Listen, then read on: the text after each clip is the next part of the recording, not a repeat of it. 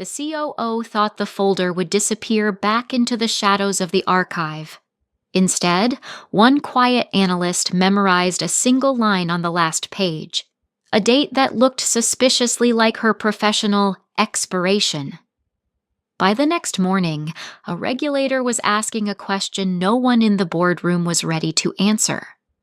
The first thing people noticed about Elena was how quietly she moved through the office. Not timidly, never timidly. Quietly, like someone who had learned that the loudest person in the room rarely held the most important information. Monday morning unfolded in its usual rhythm. The office tower hummed with the sterile melody of keyboards and distant printers. Sunlight slid across glass partitions, turning the conference rooms into glowing aquariums where executives drifted from meeting to meeting. Elena sat at her workstation near the compliance department's back wall, where the light was softer and the noise faded into a manageable murmur. Her desk looked ordinary. 2 monitors, a notebook filled with neat handwriting, and a ceramic mug that had long ago lost its printed slogan. Yet behind that calm surface, Elena had a particular skill. She noticed things, tiny discrepancies in document numbering, unusual timestamps in archived emails, file permissions that shifted in the middle of the night. Most people skim documents the way travelers glance at passing scenery. Elena read them like maps, and that morning, a map had led her somewhere she was apparently not supposed to go. The internal archive system wasn't complicated, but it was layered like an old building, folders inside folders, departments within departments. Elena had opened the database to verify a routine compliance checklist, a simple task, or at least it should have been. One file caught her eye because of its label, case-17/04. That alone wasn't strange. What was strange was the access history. The file had been opened 3 times within the last week by senior executives who rarely touched operational archives. Curiosity stirred, not the reckless kind, but the precise curiosity of someone who understands that patterns rarely lie. Elena clicked. The document opened slowly, as if the system itself hesitated. Most of it looked procedural. Internal risk assessments, departmental restructuring notes, standard legal phrasing that rolled across the screen like gray fog. But then she reached the final page. There, in the middle of a paragraph buried beneath dense legal formatting, a line stood out with clinical clarity. A date. Her date. Not her birthday. Not an employment anniversary. A projected termination marker. The language around it was deliberately vague. Phrases about operational restructuring and anticipated personnel adjustment. But the implication was unmistakable.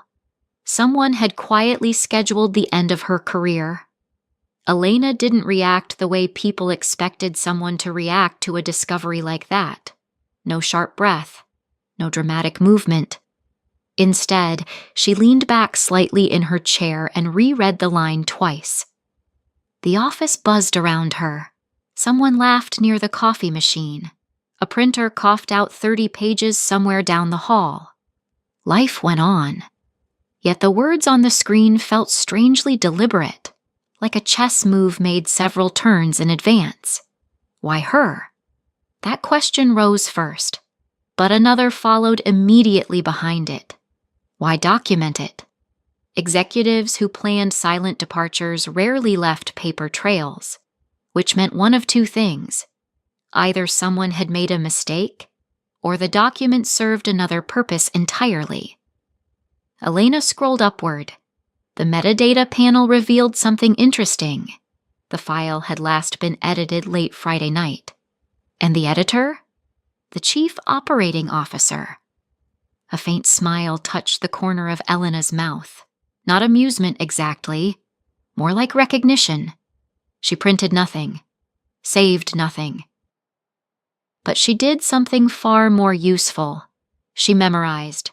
File number, timestamp, Editor ID case -17/04.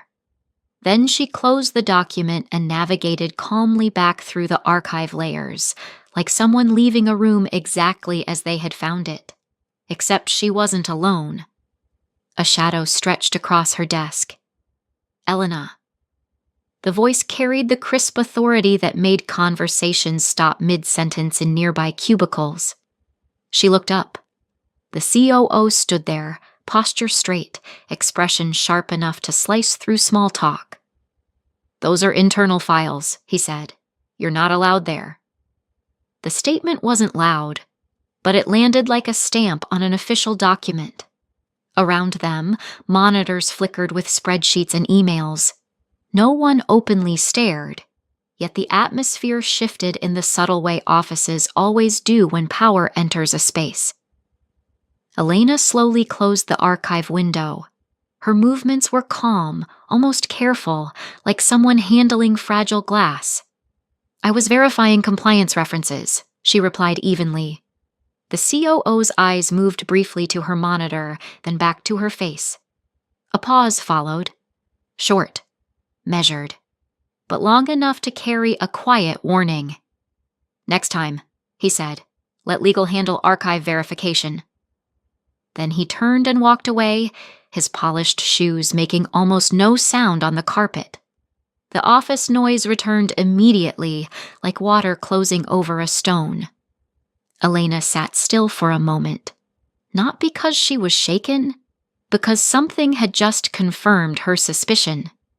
Executives rarely notice analysts working in archives, unless the archive contains something they don't want seen. She opened her notebook, not the official compliance one, the other. On a clean page, she wrote one line, case-17/04, then she added a second detail. Friday, 22:48, edited by COO. Her pen hovered for a moment. A quiet thought formed. If someone had gone to the trouble of documenting her expiration, then the real story wasn't the date itself. The real story was why the document needed to exist at all. Elena closed the notebook. Outside the glass wall, the afternoon sun shifted, casting long reflections across the corridor. Somewhere above them, executives were likely finishing a meeting, confident their plans were invisible. But the strange thing about invisible plans was that sometimes the smallest detail could bring them into the light, and Elena had just found one. What she didn't yet know was that this quiet discovery had already triggered attention somewhere else inside the system. Because a file like case-17/04 rarely existed alone. And somewhere deep in the company's servers, something had quietly recorded that the file had been opened again. Tuesday mornings in the building had a particular smell. Fresh coffee, printer toner, and the faint metallic scent of air conditioning that had worked all night to keep thousands of computers cool. For most employees, the day began with emails and status meetings. For Elena, it began with questions. Not the loud kind people ask in conference rooms, the quiet kind that rearrange the meaning of ordinary details. She arrived earlier than usual, slipping into the office while the sky outside was still pale and undecided. The floor lights reflected softly across the glass partitions, turning the corridors into long silver tunnels. Her computer hummed to life. Inbox, 27 emails. Calendar, 2 meetings. But Elena ignored both for the moment. Instead, she opened the internal directory. The company liked to present itself as efficient and transparent. Organizational charts, department structures, reporting lines, everything neatly displayed for employees. Yet charts only showed official connections. Real influence hid elsewhere.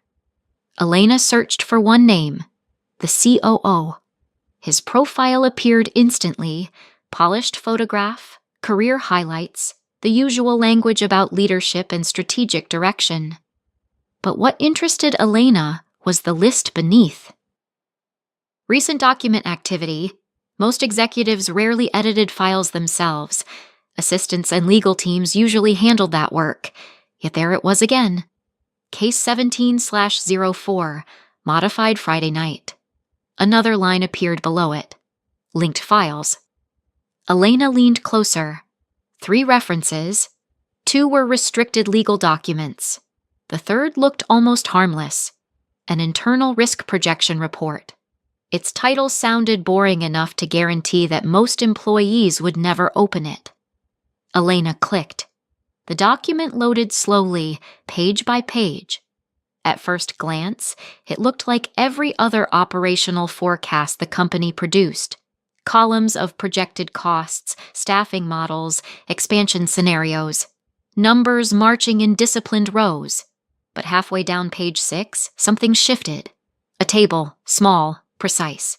A list of personnel adjustments associated with regulatory exposure. Elena's eyes scanned the names. 1, 2, 3. Then she stopped. Her name appeared again, but this time the language was different. Not termination, containment. The word hung on the screen with unsettling calm. Containment strategies were rarely about layoffs. They were about controlling risk, and suddenly the death date from yesterday looked less like a coincidence and more like part of a much larger calculation. Elena sat back in her chair. Somewhere down the hall, a meeting room door opened, releasing a wave of voices discussing quarterly targets. Normal life, normal business. Yet buried inside the company's own documents was a quiet plan to neutralize someone who had apparently become inconvenient. The obvious question rose immediately. What had she seen? She scrolled again. A reference number appeared beside the table. Regulatory exposure file. Cross-reference. That phrase alone was enough to tighten the air in the room. Regulatory exposure meant outside oversight. Auditors, compliance investigations, sometimes worse. Elena's fingers hovered over the trackpad. Most employees would have stopped there. Closed the document, pretended they had never seen anything. But Elena had spent years studying how organizations behaved under pressure. And organizations made mistakes when they believed no one was watching. She opened the metadata panel again. This time she noticed something she had missed before, an external tag. It was subtle, just a small system note embedded in the file properties. But it didn't belong to the company's internal system. It belonged to a regulatory database interface, which meant something extraordinary. Someone inside the company had already prepared documentation in case regulators came asking questions. Prepared it carefully, prepared it early. And somehow, Elena's name had ended up inside that preparation. She closed the report slowly. Across the office floor, the legal department lights flickered on as the first lawyers arrived. Elena glanced toward the glass corridor where the executive offices stood. Up there, decisions were being made that most employees would never hear about. But documents had a way of revealing more than meetings ever did. Her notebook appeared again on the desk. She wrote 3 lines. Case 17/04 containment list, page 6, regulatory exposure reference. Then she added one more observation. External tag detected. The implication formed quietly in her mind. If a regulatory interface had already touched this file, then somewhere outside the company, a system might already recognize its existence. And systems, unlike executives, rarely forgot things. A voice suddenly interrupted her thoughts. Elena. She looked up.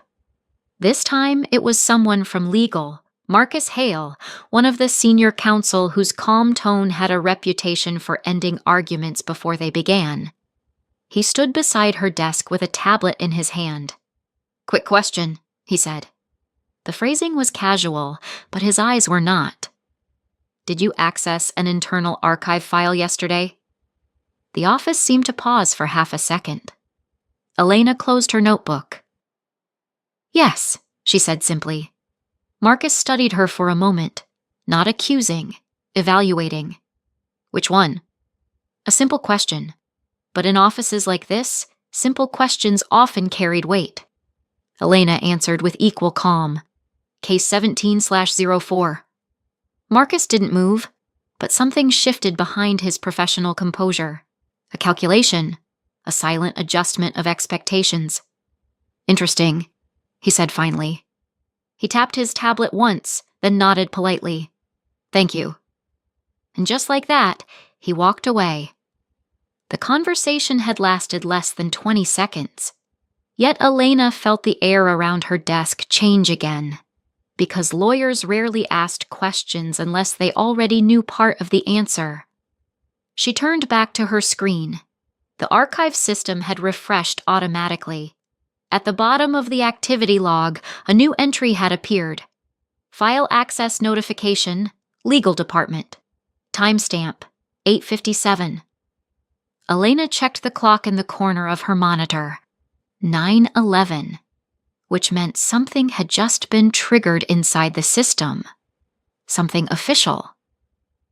1 minute later, the quiet hum of the office broke as Marcus's voice echoed faintly from the legal conference room. Check the Regulator portal. A pause. Then another voice responded. It just came in. Elena didn't need to hear the rest, because she already knew what the message would say. At exactly 9:12, somewhere in the company's secure inbox, a new request had arrived. A regulator had just asked for documentation connected to a specific internal reference. Case-17/04. And when the legal team finally asked the most important question, who discovered this first?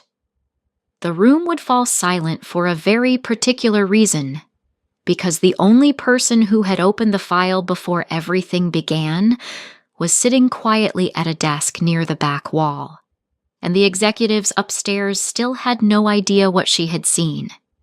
If this discovery surprised you, wait until the next chapter reveals what happens inside that silent boardroom. Subscribe and tell me in the comments. What do you think the executives will do next? By 9:18, the atmosphere on the legal floor had changed. Not dramatically.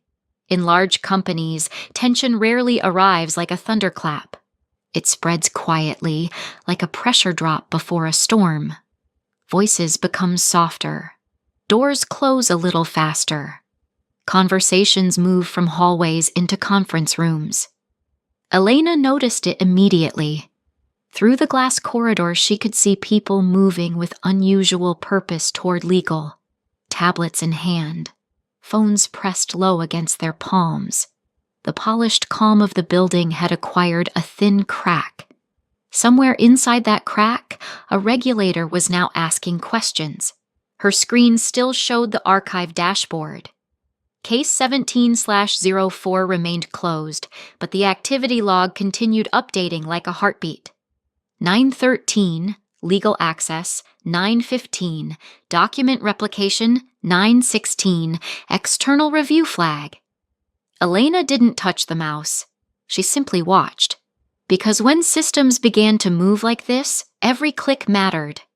Across the room, Marcus Hale reappeared. He walked quickly but without visible urgency, the way experienced lawyers move when something serious is unfolding, but panic would only make things worse. He stopped beside her desk again. "Elena," he said quietly. She looked up. His tone had changed. Less casual now, more precise. "Do you remember exactly when you opened that archive file yesterday?" The question carried weight. Lawyers didn't ask for details unless those details were about to matter in writing. "Late afternoon," she said. "Around 4. Marcus nodded slightly. "Did you download it?" "No." "Copy it?" "No." "Send it to anyone?" "No." Each answer landed like a small stone in a very still pond. Marcus studied her face for a moment longer. Then he asked the question that revealed everything. "Why did you open it?" The office noise seemed to fade again. Elena chose her words carefully. The access history looked unusual. Marcus didn't respond immediately, but something in his expression shifted, an almost invisible acknowledgement, because the explanation made perfect sense, and that, oddly enough, made the situation more complicated. He exhaled slowly. "Stay available today," he said. "Legal may need clarification later." Then he walked away. But this time, Elena noticed something else. Marcus didn't return to his office. He went directly to the executive corridor. The elevator doors opened, and within seconds he disappeared upstairs, where the real conversation was about to begin. The executive conference room on the top floor was designed to feel calm. Floor-to-ceiling windows framed the city skyline like a painting. A long table of polished wood reflected the pale morning light. Everything about the room suggested stability, control, certainty. But certainty had just been interrupted. Marcus entered quietly. Inside the room, the COO stood near the window speaking with two directors. Their conversation stopped the moment Marcus appeared.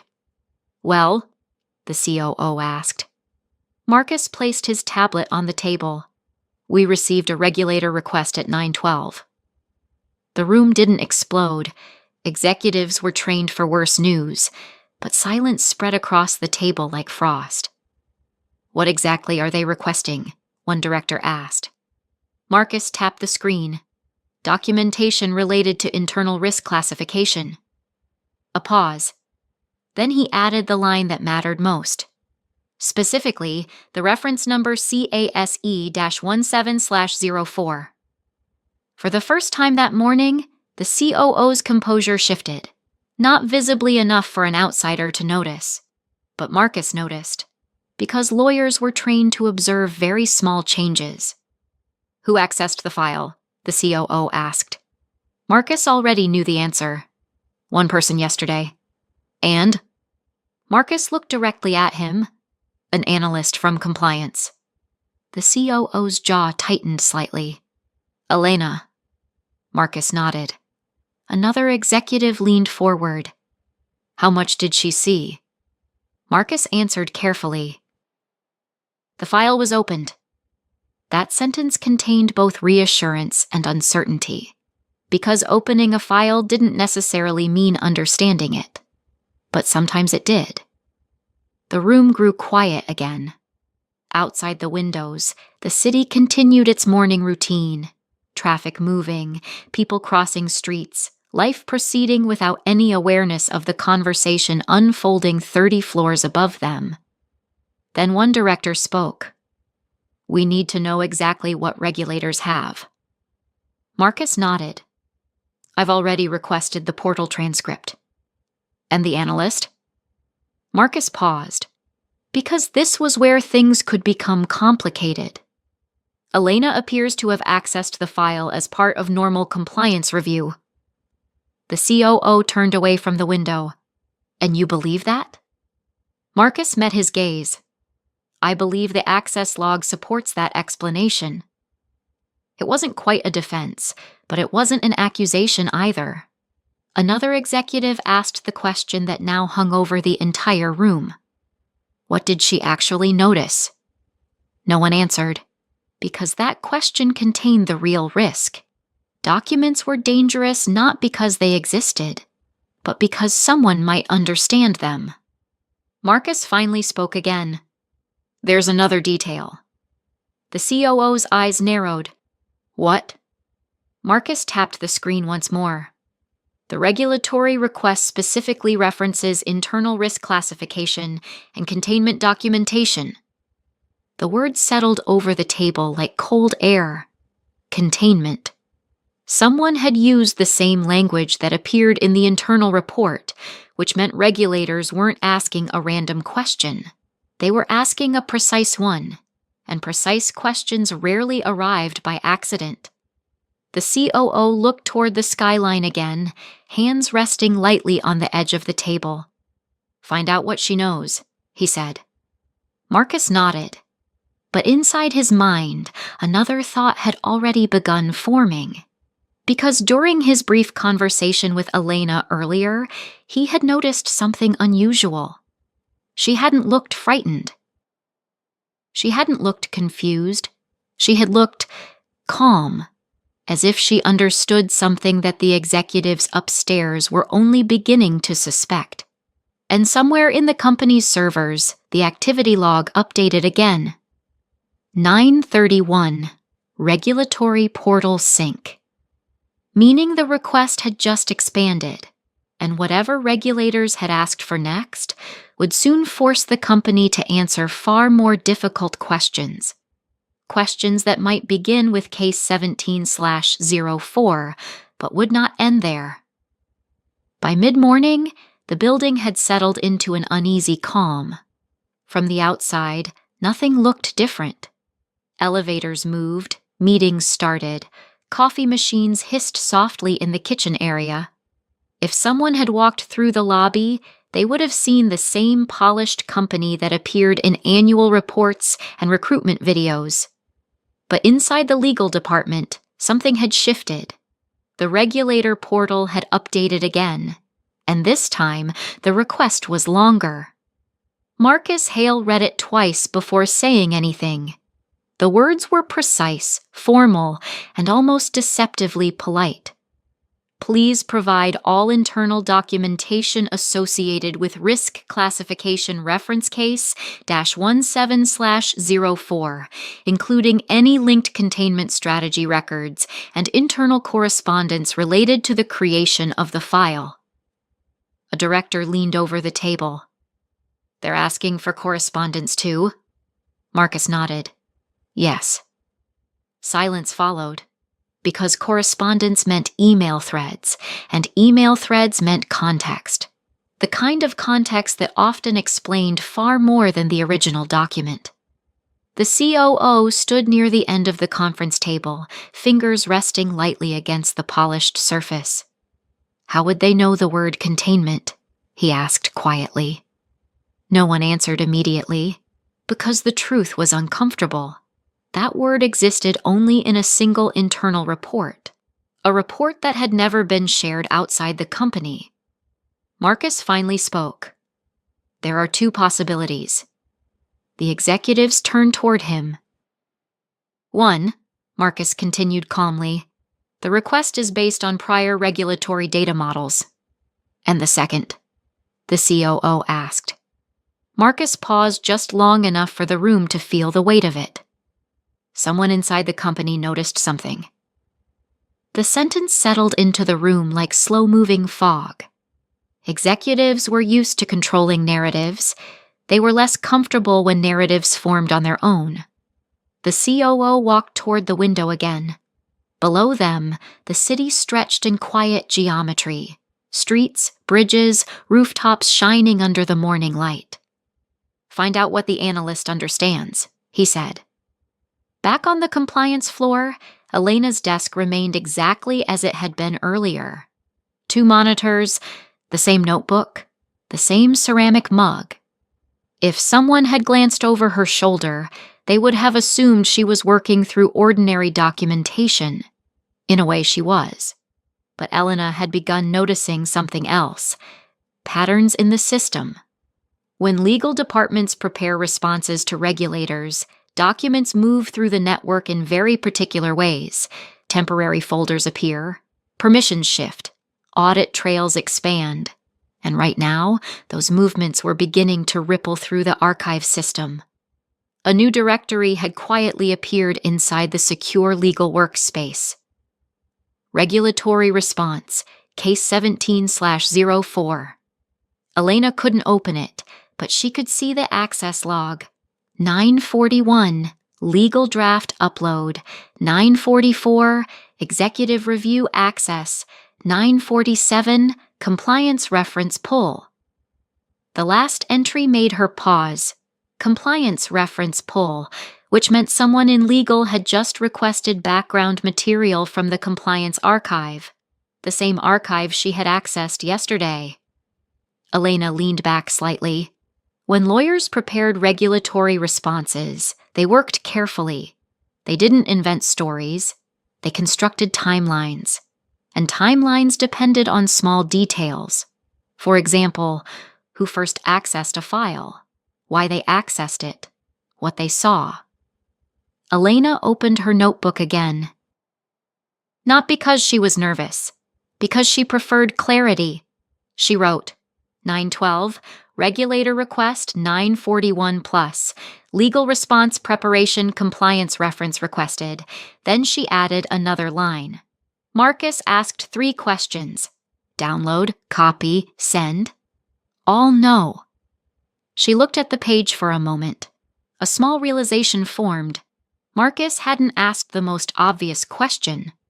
What did you see? That omission was interesting. It suggested that the legal team was still trying to understand the situation before asking the most dangerous question. Because once someone asked it, the answer would matter. A shadow crossed her desk again. This time, it wasn't Marcus. It was someone she hadn't expected. The COO. Up close, his presence carried the kind of controlled authority that usually belonged in boardrooms, not among analysts and spreadsheets. Several nearby employees suddenly became extremely focused on their monitors. Elena, he said. His tone was smooth now, measured, very different from yesterday's sharp warning. Do you have a moment? Elena turned slightly in her chair. Of course. The COO glanced briefly around the office floor, then gestured toward the glass meeting room nearby. Let's talk privately. Inside the room, the air felt cooler. The glass walls turned the conversation into a silent performance for the rest of the office, though no one could hear a word. The COO closed the door gently. For a moment, he simply studied her. Then he spoke. I understand you accessed an archive file yesterday. Yes. And you mentioned the access history looked unusual. Yes. He nodded slowly. That was observant. The compliment sounded polite, but it also carried a quiet test. Elena didn't respond immediately, because the room had begun to feel like a chessboard. The COO leaned lightly against the table. Tell me something, he said. When you opened the file, what exactly were you looking for? It was a careful question, not accusatory, not aggressive, but extremely precise. Elena answered with equal precision. I was verifying compliance references connected to internal risk documentation. The COO watched her closely. And did you find what you were verifying? Elena paused. Just briefly. Long enough for the silence between them to become noticeable. Then she said something that made the conversation shift in an entirely different direction. I found that the document had been edited late Friday night. The COO didn't move, but the stillness in the room deepened, because that detail hadn't been part of Marcus's questions. Elena continued calmly, and that it was connected to another internal report. The COO's voice became quieter. Which report? Elena's tone remained steady. The one referencing regulatory exposure. For the first time, a faint line appeared between the COO's eyebrows. Not anger, calculation. The conversation had moved beyond simple archive access, and both of them now understood it. The COO straightened slightly. You're a careful reader, Elena. She met his gaze. I try to be. Another silence followed, but this time it felt different. Less like interrogation. More like two people quietly acknowledging the shape of a situation neither of them had fully expected. Finally, the COO spoke again. You understand that regulatory processes can be complicated. Elena nodded. Yes. And sometimes internal documents don't reflect final decisions. Another careful statement. Another subtle test. Elena replied with a question, not confrontational, but unmistakably precise. Then why were containment strategies already documented?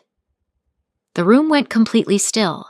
Outside the glass walls, employees typed, spoke on phones, and walked past without realizing that something very delicate had just happened inside the meeting room. Because Elena had asked the one type of question executives rarely enjoyed answering, a question that sounded simple, but carried the quiet authority of someone who had read the details carefully. The COO held her gaze for several seconds. Then he said something that surprised her. "We'll discuss that later." He opened the door. The conversation was over. But as he walked away across the compliance floor, something had changed. Not visibly, not loudly. Yet several people noticed the same unusual detail. The COO wasn't walking like someone who had just reassured an employee. He was walking like someone who had just realized a much larger conversation was about to begin. And upstairs, inside the legal department, the Regulator portal updated once more. A new line appeared beneath the original request. "Please confirm the identity of the individual who first accessed the referenced file." Which meant the next question was no longer theoretical. Very soon, someone in legal would need to write a name into the response, and once a name entered a regulatory record, it rarely disappeared again. At 10:07, the question finally reached the legal department in its most unavoidable form, not as speculation, not as internal discussion, but as a line in a formal response draft blinking on Marcus Hale's screen. "Please confirm the identity of the individual who first accessed the referenced file." Marcus leaned back slightly in his chair. Lawyers understood the gravity of names. A name inside an internal report could be explained, adjusted, sometimes even forgotten. But a name inside a regulatory response? That became part of a permanent record. Around the conference table, the legal team waited. One associate spoke carefully. "We can describe the access as part of routine compliance review." Marcus nodded. "That's correct. But they still want the individual identified." Marcus looked again at the document log. Case-17/04. Initial access record. Compliance Department timestamp. Yesterday afternoon. He knew the answer. The room knew the answer. But answers sometimes carried consequences that extended far beyond the moment they were written. Across the table, one of the directors cleared his throat. "Is there any indication the analyst understood the document?" Marcus didn't respond immediately, because the question itself revealed something important. Executives were not worried about the file existing. They were worried about interpretation. Documents only became dangerous when someone understood what they meant. Marcus remembered Elena's calm expression earlier that morning. Her answers had been measured, accurate, and carefully limited. "She noticed the edit timestamp," Marcus said. The COO, seated near the window, turned slightly. "That's all?" Marcus chose his words with precision. "She also referenced the regulatory exposure report." The silence that followed was heavier this time, because that detail changed the equation. Understanding one document was manageable. Connecting two documents meant pattern recognition, and pattern recognition was far more difficult to contain. The COO exhaled slowly. "We need to control the narrative before this expands." Marcus tapped the tablet once, bringing the regulatory response back into view. Narratives were one thing, regulatory records were another. The response field blinked patiently, waiting. "Please confirm the identity." Marcus finally spoke. "The request does not accuse anyone of wrongdoing." A director nodded. "So we comply." Marcus looked around the table. "Yes." Another lawyer asked the quiet question everyone had been avoiding. "And if regulators contact her directly?" The COO answered this time. "They won't." Marcus raised an eyebrow slightly. "Why are you so certain?" The COO's gaze moved toward the skyline again. Because regulators usually contact executives first. That statement sounded confident, but Marcus knew something about regulators. They preferred the first person who noticed a problem, because that person often had the clearest memory and the fewest reasons to edit the story. Marcus typed slowly. The name appeared on the screen. Elena Petrov. For a moment, no one spoke. The line looked surprisingly simple, just a name. Yet that name had now crossed an invisible boundary. It existed not only inside the company's internal systems, but inside a regulatory request. Marcus saved the draft. Across the table, the COO folded his hands. Send it. Marcus hesitated. Not long. Just enough to reflect on the strange path that had led to this moment. A single archive file, one observant analyst, and a detail that had quietly traveled from an internal document into an external question. He pressed send. The message left the system at 10:14. Somewhere inside the regulator's database, the response would soon appear, and when it did, another process would begin. Not dramatic, not immediate. Regulatory systems rarely moved quickly, but they moved with patience. And patience in matters like this was often far more powerful than speed. Back on the compliance floor, Elena was reviewing a routine audit spreadsheet when Marcus approached again. This time, he didn't stop beside her desk. He simply paused long enough to say one sentence. Your name will appear in the regulatory response. Elena looked up. Her expression didn't change. I assumed it would. Marcus studied her for a moment. You understand that regulators may want clarification. Yes. Sooner or later. Elena nodded once. I understand. Marcus expected anxiety, concern, at least curiosity. Instead, Elena returned her attention to the spreadsheet with the same quiet focus she had shown all morning, which made Marcus ask the one question he hadn't planned to ask. You seem very calm about this. Elena closed the document window. Then she answered with a tone so simple it almost sounded obvious. Because the documents already exist. Marcus waited. Elena continued. If regulators are asking questions, it means the system noticed something. She glanced briefly toward the glass corridor leading to the executive floor. And systems usually notice things before people do. Marcus didn't reply, but as he walked back toward the legal department, he realized something the executives upstairs had not yet fully grasped. The company believed the situation had begun yesterday when Elena opened the archive file. But regulatory processes rarely started that late.